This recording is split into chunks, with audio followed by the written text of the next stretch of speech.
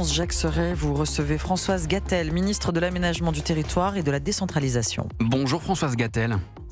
Bonjour. Merci d'être avec nous en direct ce matin sur Europe 1. Françoise Gatel, le fisc a commencé à prévenir les contribuables concernés par le vol massif de données.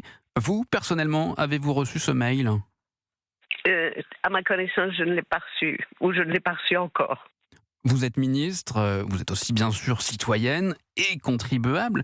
Faites-vous encore confiance à l'État pour sécuriser vos données en ligne, Madame la Ministre ?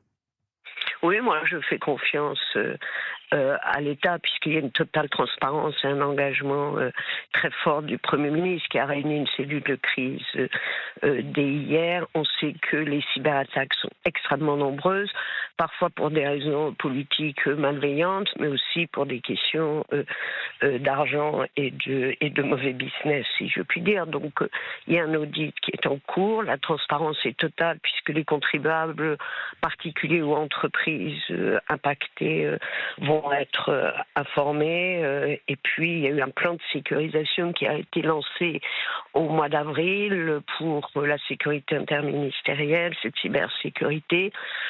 Donc, je fais confiance. Le Premier ministre, il affronte les crises qui se présentent avec beaucoup de courage, de lucidité et de transparence. Vous faites confiance, mais vous ne faites pas le constat qu'aujourd'hui, nos données, les données des contribuables français ne sont pas en sécurité en ligne sur des plateformes gérées par l'État ?